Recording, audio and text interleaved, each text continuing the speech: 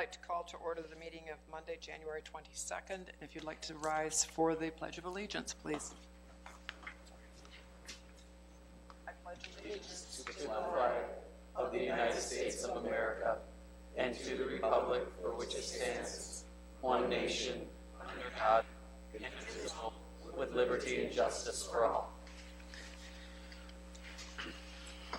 Thank you. If the clerk would please take the roll. Councilmember Archibald. Here. Councilmember Ashford. Present. Councilmember Huron. Here. Councilmember Lamb. Here. Councilmember Mosherak. Here. Councilmember Pemberton. Here. Mayor Rep. Here. You have the minutes before you from the regular meeting of January the 8th. Is there a motion to receive and file? So moved, Madam Chair. Support. Councilmember Ashford, supported by Mayor Pro Tem Archibald. Is there any changes to the minutes? All those in favor, please indicate by saying aye. Aye. Any opposed? The minutes will stand as submitted. Presentations. Chief Platzer will introduce the city's 3 new police officers, Matthew Janilla, Brett O'Neill, and Skylar Snay.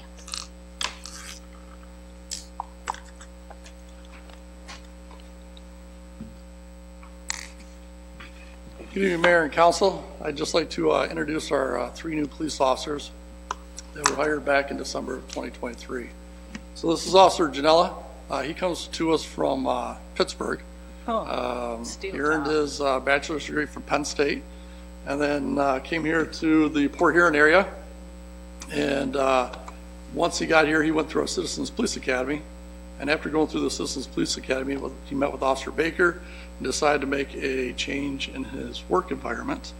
And he also comes from a police background. His dad just retired as a deputy chief out of a department in Pennsylvania. Officer O'Neill, he's a Port Huron graduate, Port Huron Northern. He was a cadet with us. He earned his associate's degree from SC4, and then he went to the police academy. And Officer Snay, she's a Marysville graduate, also earned her associate's from SC4, and was a police cadet with us. So all 3 of them went to the Oakland Police Academy back in, starting in September of 2023. Nice thing about that is through the Michigan police hiring grant, all 3 of them went through on the grant, so the city didn't have to pay anything. Wow. All their uniforms, their tuition, and also their salary was taken care of. So with that, they were sworn in December of last month. They're into their 2nd phase of field training. And if everything goes as planned, they'll be ready for certified patrol by themselves in April of this year. So these are our 3 new police officers, and I just wanted to welcome them to all of you in the city of Port Huron. Thank you, and welcome to all 3 of you.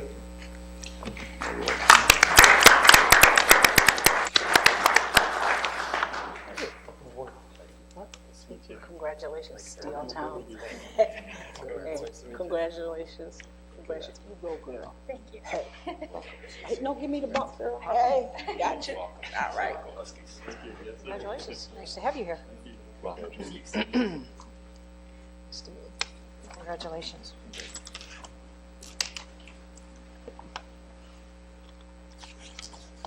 We will move on to public comment. If there's anyone in the audience who wishes to address the City Council this evening, please come forward. Give us your name and where you live, and you have 4 minutes.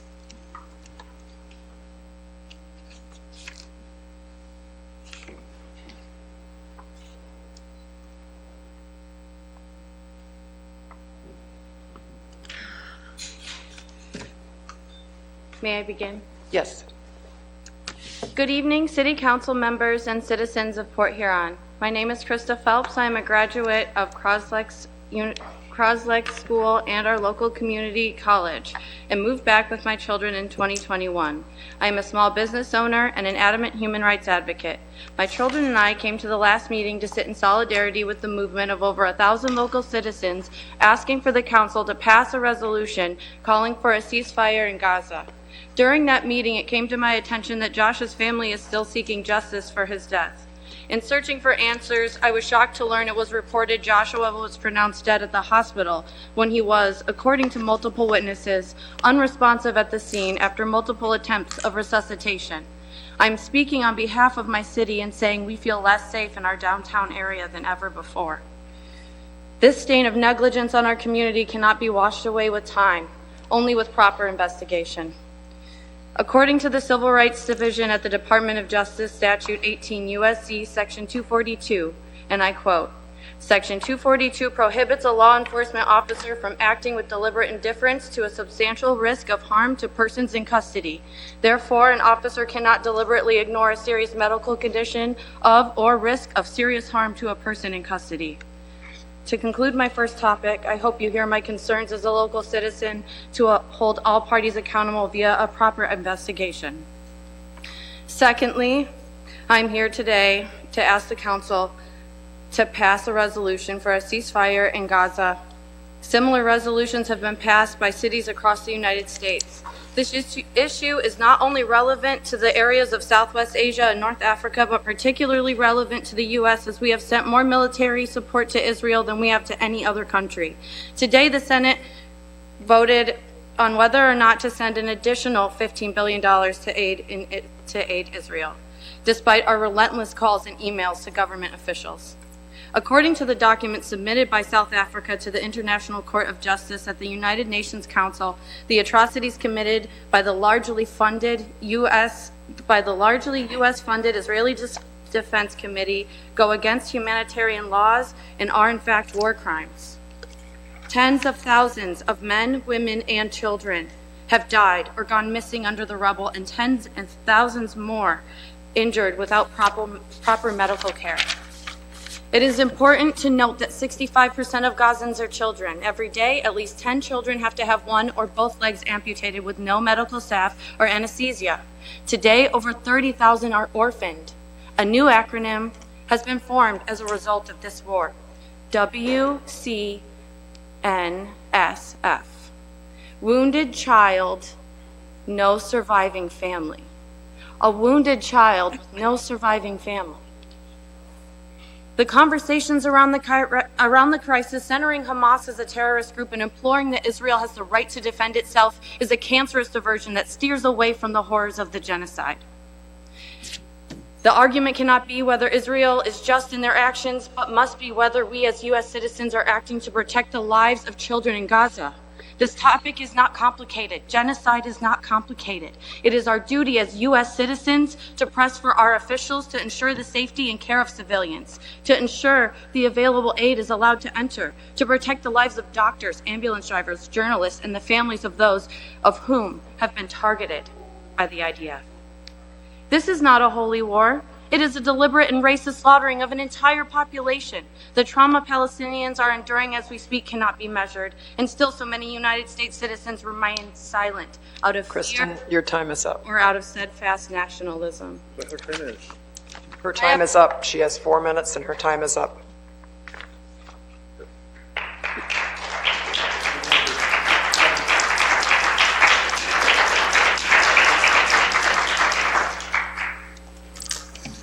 Good evening. My name is Craig Schlinker, United States Navy retired. I live at 2413 Stone. I stand before you as a concerned citizen to bring attention to several points of contention. Experience between Port Huron PD supervisors, their parking enforcement, and myself January 16th through the 18th this year. For context, the diagonal parking west of the Wrigley Center on Michigan is the location this begins. The 3-hour parking signs there reflect singular responsibility for each spot instead of plurality as they're being ticketed. Is there any questions on that? That means? This point has been communicated repeatedly to both the parking enforcement and supervisors on duty, in person and on the phone. I have spoke with Public Works and they are in agreement with me. The signs do not reflect what they're supposed to. They have also, Scott over at Public Works has communicated this to Port Huron Police Department. The ticketing continues. My grievance extends to include the supervisor's recognition the signs are wrong. However, ticketing here continues. When asked why, just following orders. And I take it to court. That's what I was told. That was their rebutments. Additionally, when confronting parking enforcement on the 16th, I and another were told to go park at the East Quay lot. Apparently that's not encouraged, that's not enforced. We currently have marked 3-hour parking that's not being enforced and incorrectly signed parking being ticketed. I stand here not only to express this situation, but also provide justifiable resolutions. Discontinue discontinue ticketing at the location annotated. Expunge and refund all tickets that have happened at this location. Undesignate East Quay. It's not being enforced anyhow, and downtown employees deserve to be able to park for more than 3 hours without being fleeced for parking permits.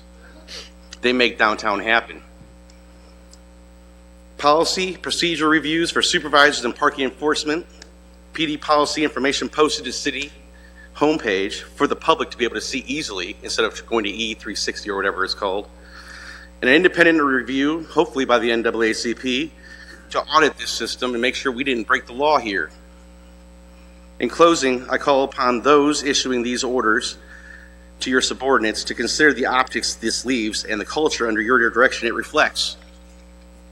Rarely can the phrase, just following orders, be said and to reflect good actions or intentions.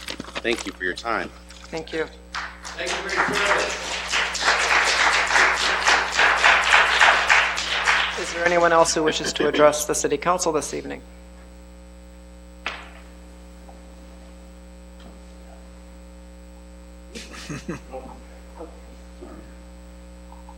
Yes, my name is Eileen Tesh, and I am from Algonac, but I'm here on behalf of Blue Water Healthy Living, the online community magazine that covers many of the stories that are very concerning to the people of the city. First of all, Mayor Rep, as you are well aware, a recall petition has been filed against you regarding the affidavit of James Freed that you stated on January 9th, 2023 at the City Council meeting that an investigation had been done regarding the allegations and a police report where City Manager James Freed's name was in, and that he had asked out a city employee over drinks. You stated an investigation had been done and that a sworn statement was in his personnel file, together with Ashley Babbitt's. Although when Kevin Linke filed a FOIA request, the city clerk stated that no such document exists in James Freed's file. So when I sent James Freed an email regarding the affidavit, in fact, I sent it to each of you, I only got a response back from a couple people, namely Terry Lamb, inquiring about the affidavit, and her response was, I know nothing. When I got a response back from James Freed, in an email, he stated that a statement had been signed by him, but according to his attorney's advice, that there was no requirement that it be in his personnel file or released to the public. In fact, I asked, well, which is it? Is it in his file or is it not in his file? And that is the basis for the recall. And to my understanding, it will be the original one was dismissed, and a new recall petition will be filed tomorrow. So let's talk about justice for Josh. We were here, I believe, in December, and after the agenda items were taken care of, you've heard this before, people were very upset that after everything, business was conducted, everybody left, including Josh's family. That's when you called up Chief Platzer to give a report on his administrative review of the officer involved. And the problem obviously was, why was that conducted after the meeting and never told to anybody? It's very suspicious and obviously leaves the community wondering what is going on. And another matter that has come to light that questions the veracity of this council and particularly Mayor Rep, regarding your truthfulness. Last meeting, I understand we were told your absence was the result of COVID. Well, that was on a Monday, and on Tuesday or Wednesday, I forgot what day it was, I received a photo of you in front of the Harrington Inn, standing close to a group of people, and all I can say is, obviously, you had a very quick recovery, and you were not wearing a mask, so you didn't really care about the safety or welfare of anybody else if you, in fact, had COVID. So, finally, I saw a recent poll taken on Facebook that was put there. Should the city council fire James Freed? I mean, this is such a dark cloud over the city, and it's continuing to get darker and darker. Your time is up. And nobody's doing Your time anything. is up. Thank you.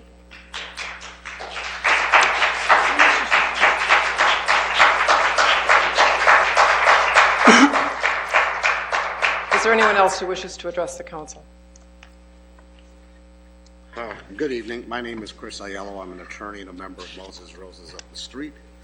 I want to talk about, real quick, resolution number 1 and resolution number 2. But before I go there, I have to applaud and give accolades to Mr. Freed. I've been reading about you in the newspaper for the last month. The Detroit News article that was all about you was, I travel throughout the state and work with cities on marijuana issues, and outstanding article. And then the second article that I read about you and the local attorney here, I forgot her name, from MSU, because my daughter's with me and she's going to go to MSU Law School. I sent it to her and said, any dream can be achieved in this country, but I've got to give you an accolade for that too. Instead of going to Harvard or Yale and hiring somebody, you use someone from Port Huron, a local attorney. Just what a great story. So I just, that came off the cuff. That was on my mind. But the purpose of my attendance today is it's premature. I'm going first when generally the person asking for the relief comes first, and then the person asking the tribunal not to adopt the relief comes second, but I'm going to go first. I am here to discuss with you Green Broncos' fifth bite at the apple. So they're asking you tonight to overturn a scoring criteria that was originally scored by the city clerk and denied giving Green Bronco all the points under the application process, and keeping in mind this was like 2 or 3 years ago.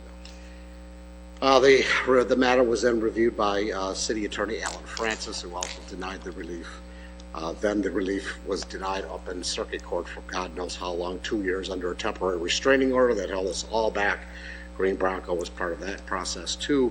That was the third relief requested by this entity that was denied. The fourth relief was by Judge Kelly. As everybody knows, Judge Kelly, I practiced before him for years.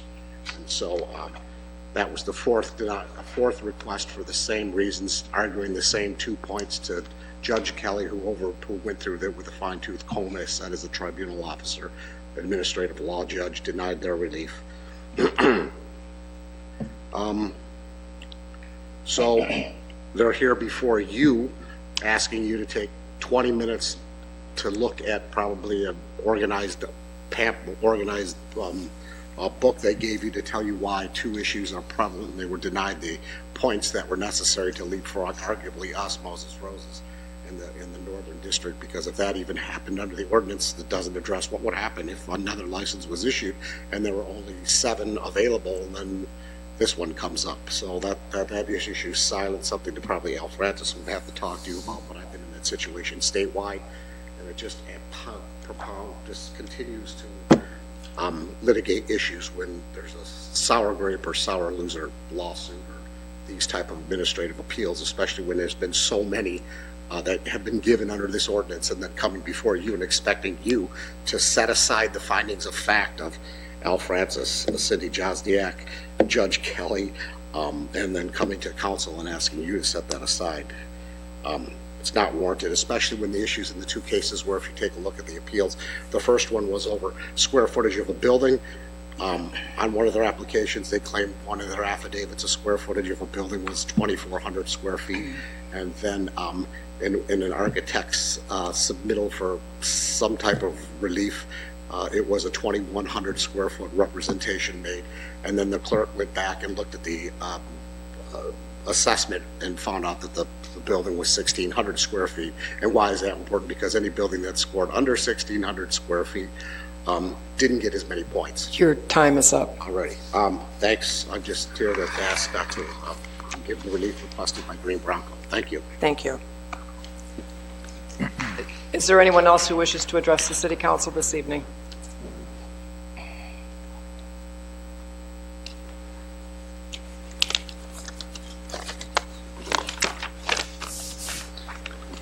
Hi, it's good to see you all again. My name is Carrie Balmer. I was here last City Council meeting to speak on a ceasefire for Palestine. Thanks again for taking the time to listen to all of our concerns in this room and at home, including those seeking justice for Josh and a ceasefire resolution for Gaza.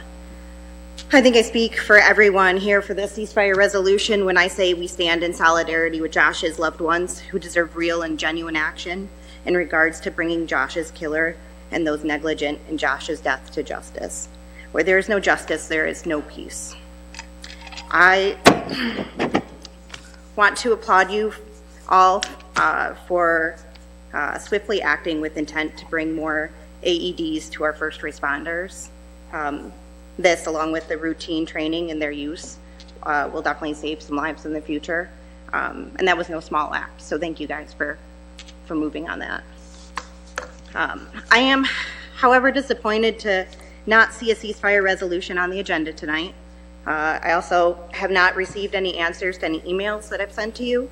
Neither have my fellow community members who've sent emails and called.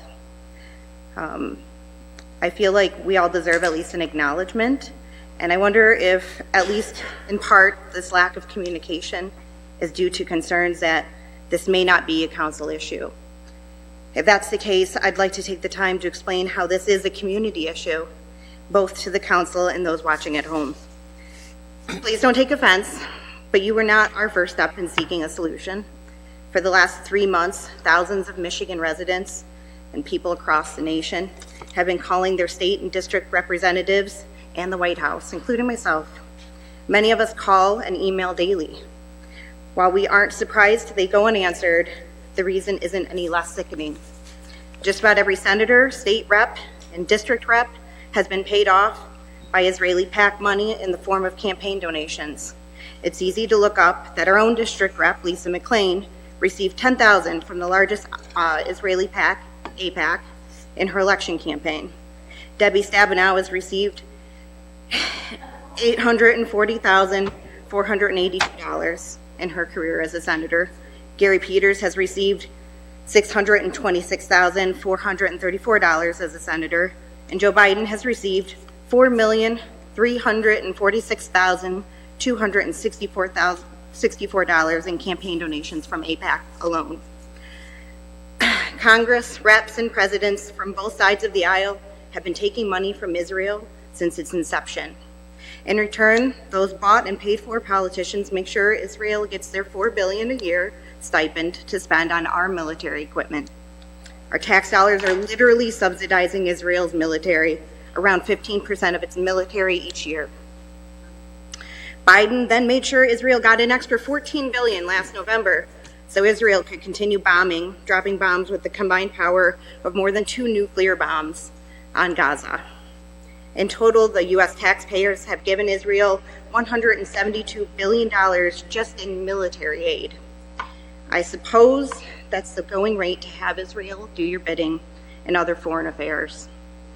Other foreign affairs. There's simply not enough time to get into all the atrocities that Israel and the U.S. have conspired in, and all for profit.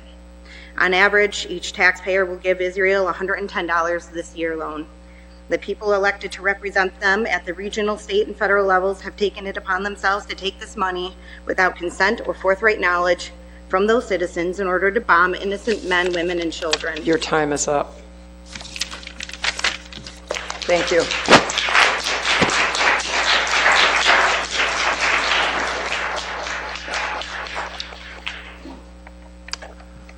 Hello, good evening. Good evening, everybody.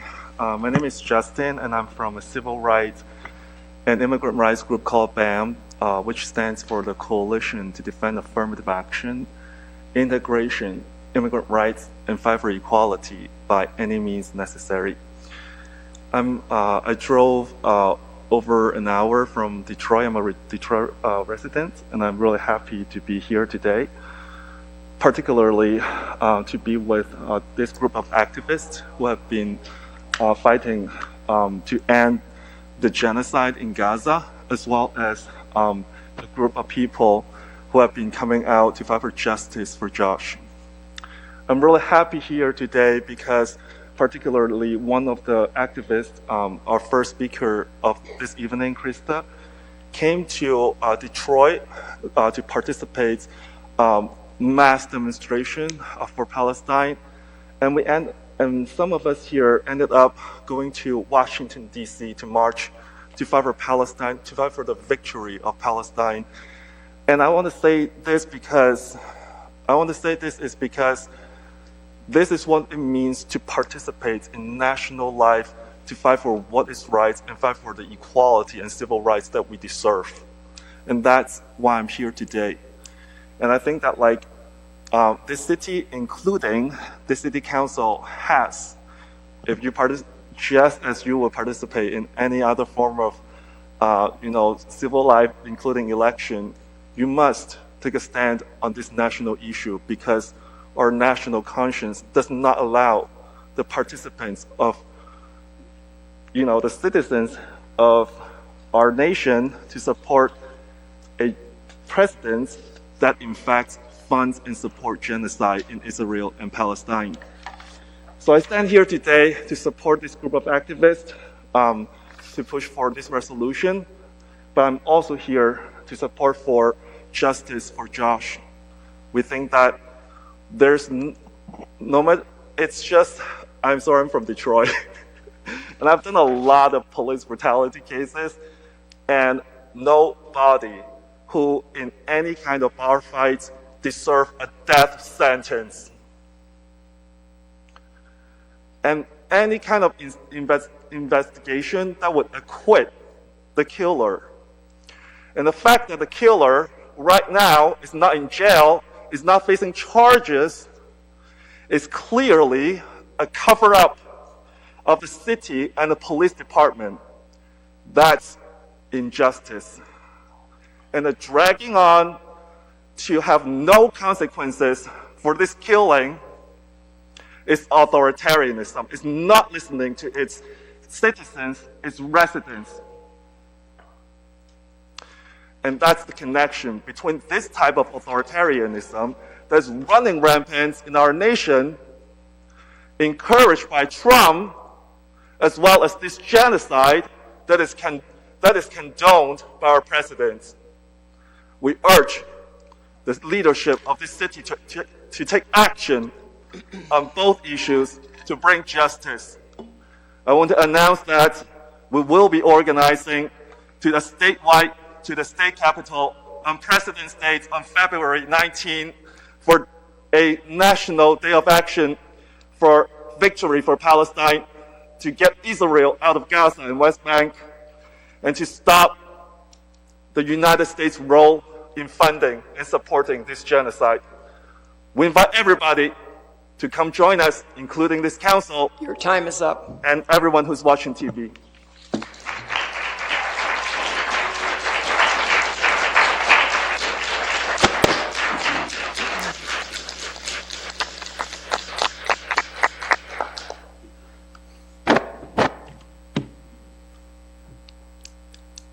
Good evening, Curtis Carl, Huron Township. I was going to thank Mayor Rep for coming back, but I'm not sure if it's true or not. And one thing I don't stand for is liars and thieves. Thank you, Jeff, for adding the ADs with your motion. We need to take it a little further. Annual certification to run the ADs for anybody that's going to be using them or they'll be in the car with them, but also CPR training at that time. It should be annual. They should be recertified every year because, as you know, they didn't give proper CPR to Josh. What's the rumor about the roads reopening? What have you guys done to stop it from reopening? Have you went after their liquor license? Why not? This is ongoing. I've been to every city council meeting since. They're usually very uncomfortable, starting with the minutes prior to the meeting, and tonight it's not, for whatever reason. James Freed, if you're going to toot your horn about fixing the damn roads, take a ride down Water Street from 16th to 10th. There's 3 thoroughways to get into your city, whether it be Griswold or Oak, Water Street, or taking it all the way to the end of the Pine Grove. That's embarrassing to drive down Water Street. Gets a lot of traffic from the people that come into town to work in your city. So take a look at that street, and if you want to toot your horn, go ahead and fix that road. What's the connection between the owners of the roads, bouncers, and you guys? We want to know. You're not speaking up. You guys won't even speak back to us. So apparently on one of your 3 little coffee dates, we're going to have a nice little discussion. Can't wait to see you. You know, the city's been a better place with the roads closed. Why don't you want to do anything about it? So for the last 2 minutes, we're going to have a moment of silence for Josh, and I'm going to stand here.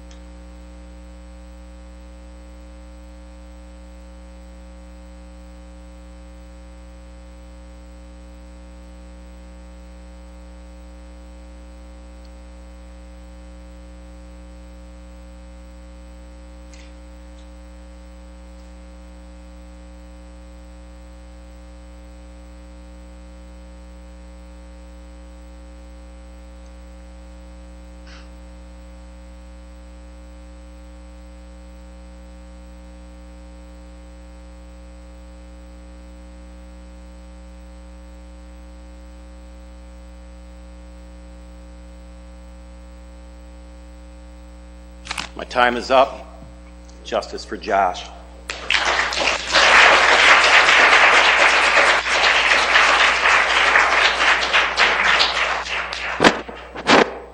Is there anyone else who wishes to address the council this evening?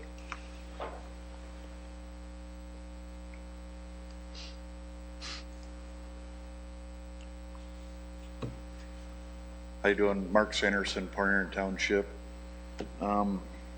I wasn't going to bring this up, but I'll touch on what Curtis just did. My nephew laid there longer than that while the police and the highly trained firefighter stood there and watched my nephew lay there in handcuffs. He literally, they didn't know what to do at that point. I also want to bring up my father, my grandfather, they owned a bar in this city of Port Huron for over 50 years. Okay, and my father, he's a very successful businessman, so is my grandfather.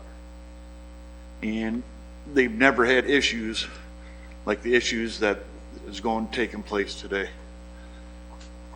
If my grandfather, my father had a drunk patron in the bar or whatever, you guys want, for one, they didn't have 6, 7 bouncers.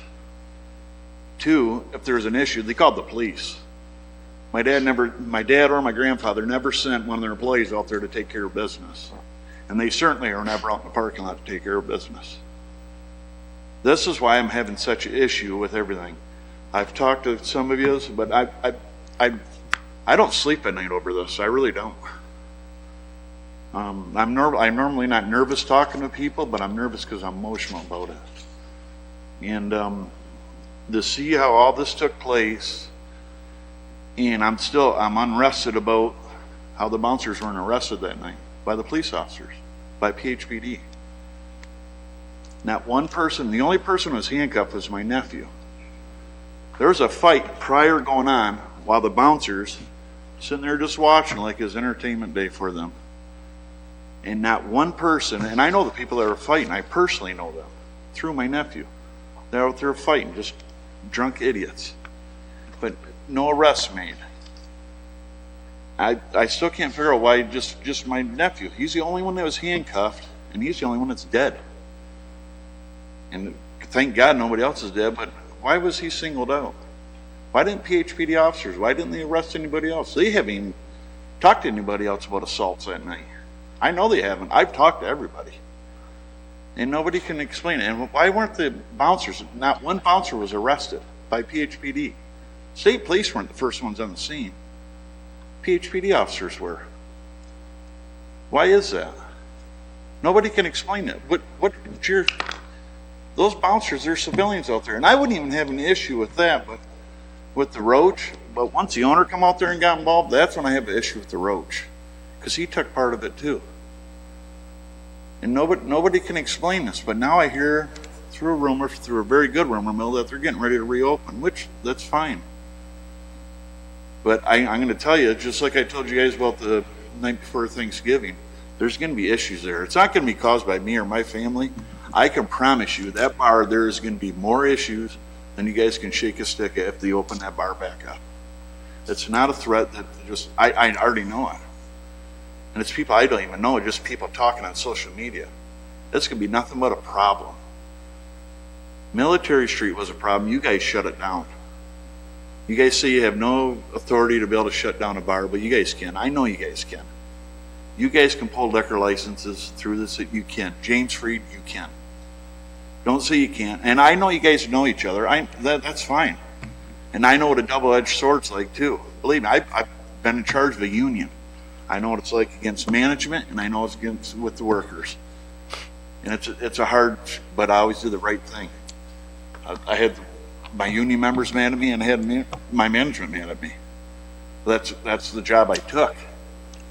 Mark, your 4 minutes is up. Thank you. Thank you.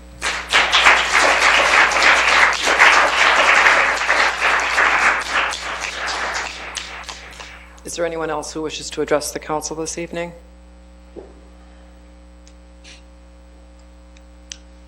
Hello, my name is Ashley Pratt. I'm from Port Huron, grew up here. I'm here today to talk to you guys about two things. The ongoing genocide in Palestine. I'm very disappointed not to see a resolution on the table, guys. Ann Arbor's passed one, Detroit has passed one, Dearborn's passed one, Dearborn Heights has passed one. It costs the city no money, and it's the right thing to do. There's lots of education available online.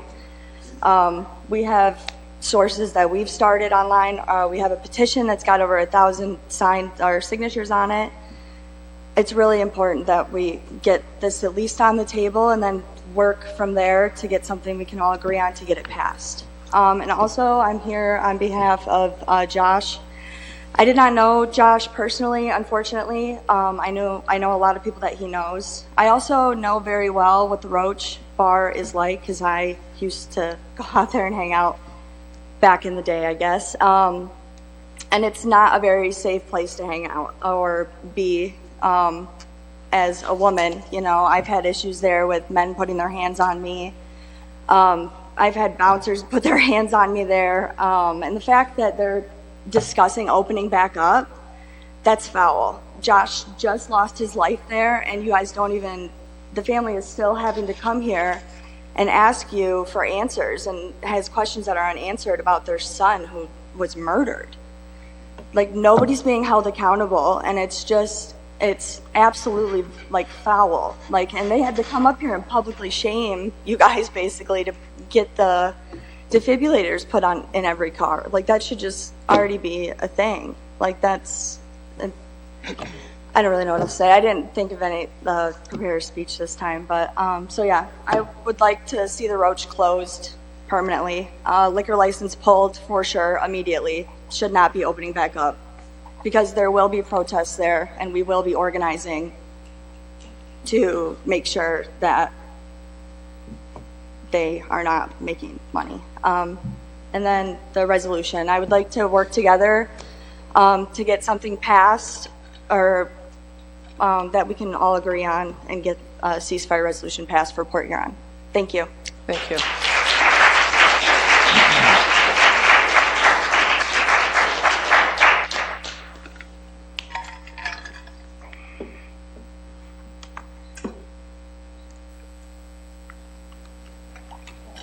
Ladies and gentlemen of the City Hall, we stand here today in mourning and outrage over... Could I have your name, please? James Pierce.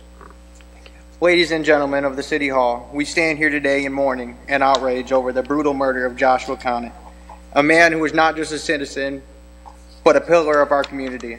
His life was taken in a senseless act of violence, and the Roach, where this tragedy unfolded, must be held accountable. We demand justice for Joshua, a man who was wrongfully taken from us. The Roach Bar cannot simply reopen its doors as if nothing happened. We, the people of the city, refuse to accept this callous disregard for human life. The Roach Bar must remain closed as a symbol of accountability for the atrocity that occurred outside of its walls. To the officials seated here, we remind you that you serve at the pleasure of the people.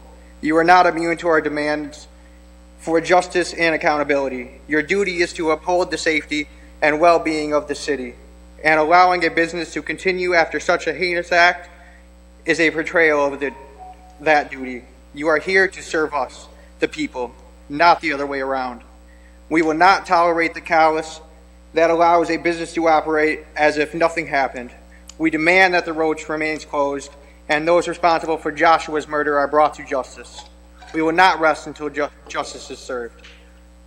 Remember this: the power in this city rests with the people. We will not hesitate to take matters into our own hands if necessary. The Roach Bar must not be allowed to open, forget the life that was taken outside its walls. We will not be silenced. We will not forget. Justice will be served one way or another.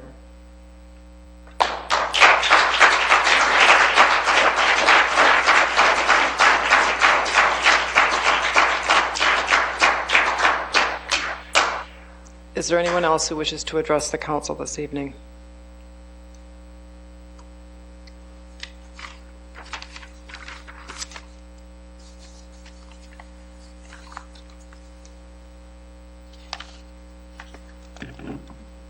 Good evening. My name is Benjamin Joe from Ann Arbor, Michigan.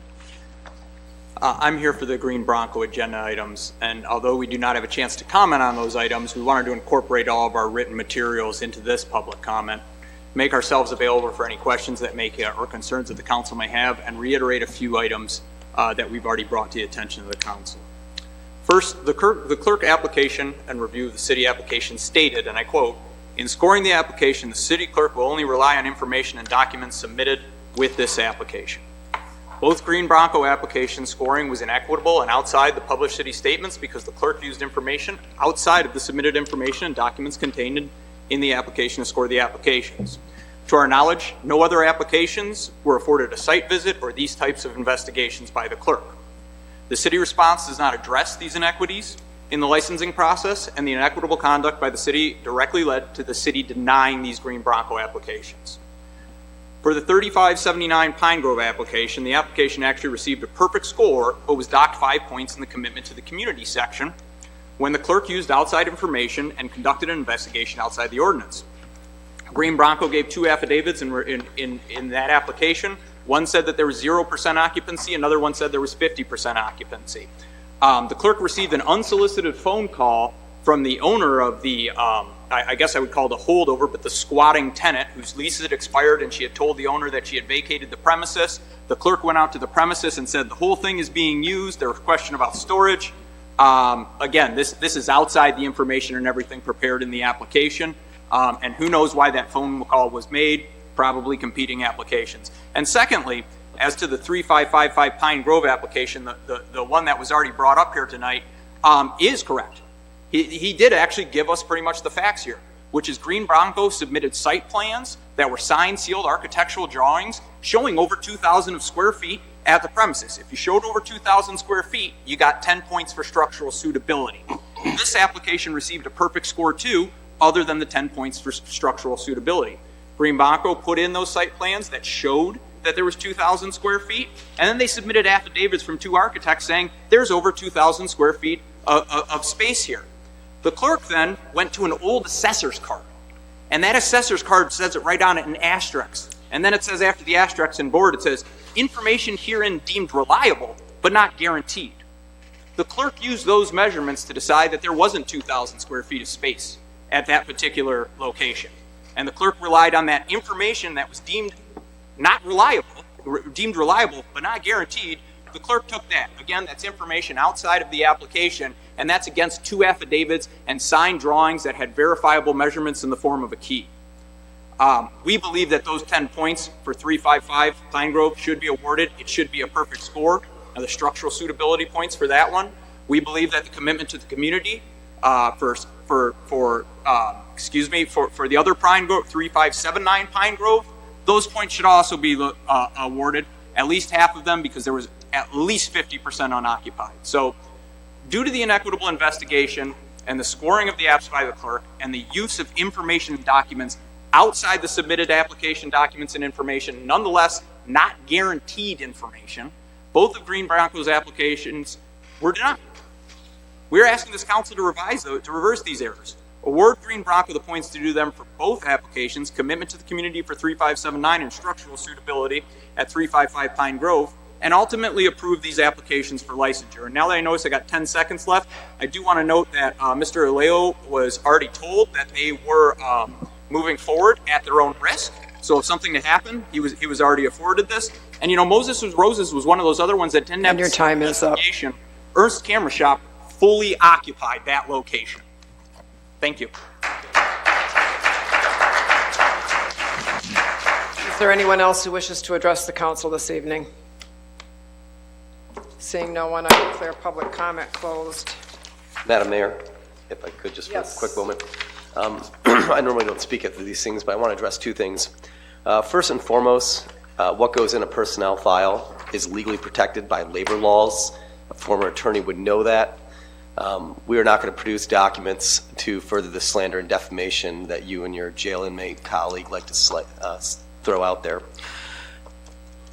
I'm not going to stand by and let the honesty and integrity of our mayor be in question. She was following CDC guidelines on quarantine after COVID. Tuesday, the quarantine time was up per the CDC. She did have COVID that night and was following the guidelines as outlined in our COVID protocol as well. Just to have someone drive up here and question the integrity of our mayor, I just can't stand silent for that. I'm going to speak for myself, but he has to speak first, so I will say that it's nice to be called a liar. I might be many things, but a liar I'm not. And I did have COVID, and he's absolutely correct that the guidelines say that I should have been quarantined through Tuesday. I was out on Wednesday. And the person that I met as a developer into our city knew I had COVID because I didn't meet with him Monday like he had asked me to. And I said, I do have COVID. I'll be done by Tuesday. With quarantine, if you'd like to meet on Wednesday, I can do so. So I did not lie. I had no reason not to come to that council meeting. So we will move on now to the consent agenda. Is there a motion? So moved. Support. Councilmember Moserak, supported by Councilmember Ashford, and we'll take the vote. Councilmember Archibald? Yes. Councilmember Ashford? Yes. Councilmember Haremza? Yes. Councilmember Lamb? Yes. Councilmember Moserak? Yes. Councilmember Pemberton? Yes. Mayor Rapp?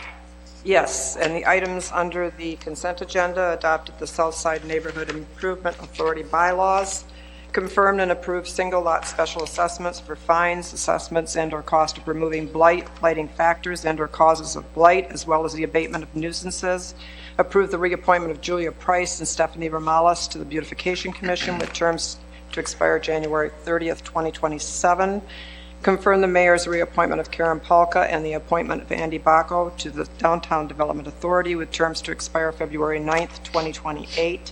Approve the appointment of Tamara Hess to the Historic District Commission with a term to expire March 10th, 2025. And recognize MSDC Parent Association as a nonprofit organization in the city of Port Huron. And we will move on then to, from the city manager, number 1, please. Approving the proposal for a 5-year service level agreement from WZC Networking LLC in the amount of $22,500 for the maintenance of broadband equipment in downtown Port Huron. Is there a motion? So moved. Support. Councilmember Mosrek, supported by Councilmember Lamb. Is there any discussion on this? Madam Mayor and Council, this is $4,500 a year for 5 years. We do have enough CDBG funding right now to cover this bill, which is where it will be funded.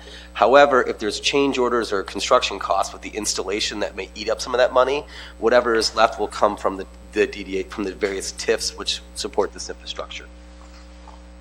Any questions from council? We will take the vote. Councilmember Ashford? Yes. Councilmember Haremza? Yes. Councilmember Lamb? Yes. Councilmember Mosrek? Yes. Councilmember Pemberton? Yes. Councilmember Archibald? Yes. Mayor Rep. Yes. Item 2, please. Accepting the quote from Intermountain Playscapes in the amount of $69,490 for the purchase and installation of an indoor play structure for use at the Children's Museum. Is there a motion? So moved. Support. Mayor Pro Tem Archibald, supported by Councilmember Pemberton. Madam Mayor and Council, this will come from already allocated ARP money for this project. We had to get on the agenda tonight to get it ordered in time to be here because there's a lead time on it. Is there any pictures of it? That Just the one in your packet. one in our the drawing. packet, but not one that can be shown. Okay. Any questions? When is that? When do we think it's going to open up? Late spring. Late spring. Okay. We will take the vote. Councilmember Haremza? Yes. Councilmember Lamb? Yes. Councilmember Mosrek? Yes. Councilmember Pemberton? Yes. Councilmember Archibald? Yes. Councilmember Ashford? Yes. Mayor Rep. Yes. We'll move on to resolutions. Resolution regarding Green Bronco 2 LLC marijuana application scoring appeal for 3555 Pine Grove Avenue. Is there a motion? And there is 2 choices of a motion on here. So when you make that motion, if you would pick one and please make it. Could you clarify what you just said? Yeah, sure. There's 2 motions. One is that the city council does hereby affirm the city clerk's scoring of 90 out of 100 points on the marijuana facility and establishment applications of Green Bronco LLC for the proposed business facility address located at 3555 Pine Grove Avenue, or the Port Huron City Council does hereby award an additional 10 points for a total of 100 points on the marijuana facility and establishment applications of Green Bronco for the proposed business facility address located at 3555 Pine Grove Avenue. So you're taking both 1 and 2 resolutions together? No, one or the Just other. one or the other? Yes. Madam Mayor and Council, it is a recommendation of our city attorney and the administration to go with the original resolution, not the alternative. First one, which would keep it as it is. We're moved to affirm the city clerk scoring. Councilmember Pemberton, is there a second? Second. Councilmember Lamb. Is there any questions? Discussion? No, the only discussion is that I'm just being consistent, so mine is a no. Consistent? Mm-hmm. Consistent with just the whole issue. No marijuana, period. Mm-hmm. Okay. Is there any discussion from anyone else? We did receive all the materials, so we've had plenty of ample time to read through them, or they were sent to us last week. We will take the vote. Councilmember Lamb? Do you want to me to restate it? If you're saying yes, you're saying that the scoring remains as it is. As it is, yes. Councilmember Mosrek? Yes. Councilmember Pemberton? Yes. Councilmember Archibald? Yes. Councilmember Ashford? No. Councilmember Haremza? Yes. Mayor Rep. Yes. Item 2. Resolution regarding Green Bronco 2 LLC marijuana application scoring appeal for 3579 Pine Grove Avenue. And we also have on that, I'm going through all their 2 resolutions as well. One would be to keep it as it is. The other would be to add points to the scoring. Mayor Rep, move to affirm city clerk's scoring. Okay, is there a second? Second. Pemberton, seconded by Councilmember Moserak. Is there any discussion on that? We will take the vote. Councilmember Moserak, Yes. Councilmember Pemberton, Yes. Councilmember Archibald, Yes. Councilmember Ashford, No. Councilmember Haremza, Yes. Councilmember Lamb, Yes. Mayor Rep. Yes. Scoring will remain the same then. We'll move on to resolution number 3. Supporting the recommendation from the Michigan Department of Transportation to work cooperatively to coordinate the railroad crossing reconstruction project on Pine Grove Avenue, where it intersects Lake State Railroad as part of the Michigan Department of Transportation's 426 process. Is there a motion? So moved. Support. Mayor Pro Tem Archibald, supported by Councilmember Ashford. Madam Mayor and Council, this is a pre-scheduled project to fix that intersection. However, I have been in conversations with Lake State and also CX with the rail line there, who leases it, of whether or not that rail line even needs to exist and traverse our community anymore. Their last user is just over the Black River. Dunn Paper is no longer in operation. It's not coming back online. So the idea of fixing an intersection when you can just take the intersection out, which would be a long-term fix. So I'd like them to address both, and we're still working on that. Any questions? Mayor, Yes. James, I guess I'm not fully clear. I've asked you about this before when we spoke on it. Are we looking to remove those tracks since it's not going down to Dunn Paper anymore? That's what I would like to do, Yeah. but they're a little bit gun shy in removing track lines, and so they don't seem to be very interested in that. I would prefer to remove that track line, rail bank it, and build a pathway throughout the city. Sure. But they, at this time, do not want to engage in that. I guess I couldn't understand why they did the crossing gates and everything on Stone Street there after the plant had already closed down and put all that money into that closing, and which probably wasn't even necessary there. But not at all. Okay, thank you. Any further discussion? We'll take the vote. Councilmember Pemberton, Yes. Councilmember Archibald, Yes. Councilmember Ashford, Yes. Councilmember Haremza, Yes. Councilmember Lamb, Yes. Councilmember Moserak, Yes. Mayor Rep. Yes. Item 4. Authorizing the submission of a grant application to the Michigan Department of Natural Resources and the Council of Michigan Foundations for the consideration of a Spark grant to assist with the development of a new public park located adjacent to Harrison Point Community Center. Is there a motion? So moved. Support? Mayor Pro Tem Archibald, supported by Councilmember Moserak. Is there any discussion? This would be nice if we got it. It's very competitive, so Yeah, I know it don't is. get your hopes up. No, I know. I know.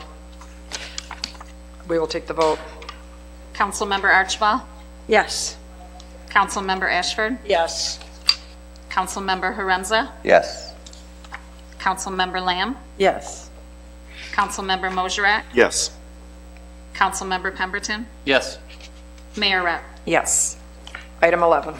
Approving the subrecipient agreement with the St. Clair County for ARPA funding in the amount of $300,000 to provide for universal accessibility for the new playscape in Pine Grove Park and for the purchase of exhibits for the new Children's Museum in downtown Port Huron. Is there a motion? So move. Support. Councilmember Ashford, supported by Councilmember Lamb.